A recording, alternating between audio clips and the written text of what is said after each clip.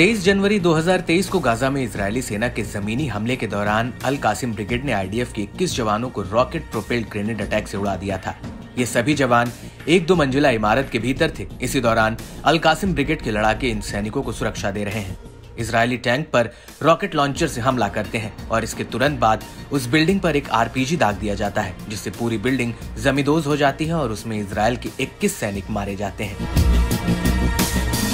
अब इसी हमले को लेकर अल कासिम ब्रिगेड ने एक वीडियो जारी किया है, जिसमें साफ दिख रहा है कि कैसे अल कासिम ब्रिगेड का लड़ाका पेड़ों के पीछे छिपकर टैंक को निशाना बनाता है और इसके तुरंत बाद एक दूसरा लड़ाका उस इमारत पर आरपीजी दाग देता है, जिससे बहुत बड़ा धमाका हो जाता है।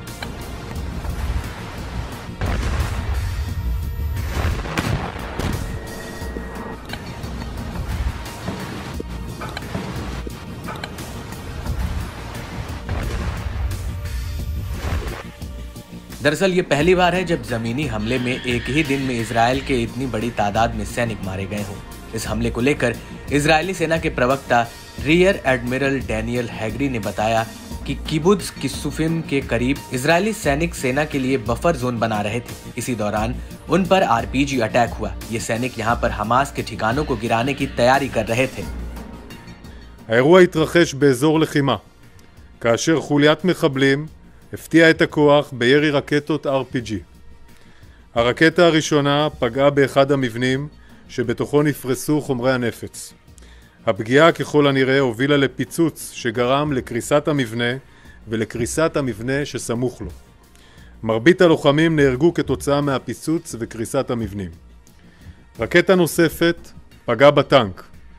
הטנק שהיה חלק מהגנת המרחב, ובמפקד ובלוחם שהיו בצריח הטנק.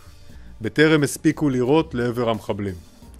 המפקדים בשטח הזניקו כוחות של חטיבת החילוץ וההצלה ושל יחידה 669, אשר הגיעו לשטח וחילצו לאורך הלילה, בפעילות ממושכת עם חיל האוויר, את כלל החיילים שנפגעו באירוע.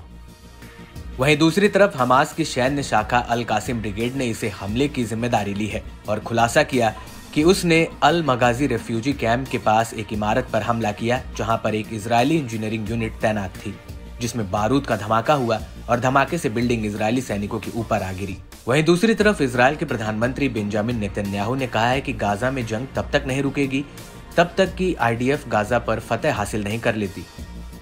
אתמול היה אחד הימים הקשים מאז פרוץ המלחמה. אנחנו איבדנו 24 מטובי בנינו הגיבורים שנפלו על הגנת המולדת. יחד עם כל אזרחי ישראל, אני דואב על כל אחד ואחד מהם. אני מחבק את המשפחות שעולמם השתנה לעד. אנחנו שולחים תפילה כאן לשלום פצועינו. צה"ל בודק בדיקה יסודית של האסון. אנחנו חייבים להפיק את הלקחים ולעשות הכל למען שלום לוחמינו. אנחנו בעיצומה של מלחמה שאין צודקת ממנה. במלחמה הזאת יש הישגים גדולים, כולל היום בהשלמת הכיתוב של ח'אן יונס, אבל יש גם מחירים כבדים מאוד.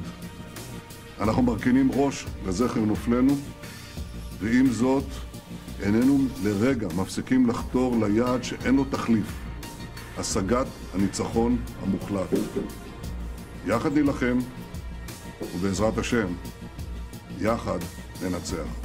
आपको बता दें कि गाजा में हमास की सैन्य शाखा अल कासिम ब्रिगेड और अल कुद्स ब्रिगेड लगातार इजरायली टैंकों और पैदल सेना को निशाना बना रहे हैं। इनमें वे अधिकतर हमले घात लगाकर और छिपकर कर रहे हैं।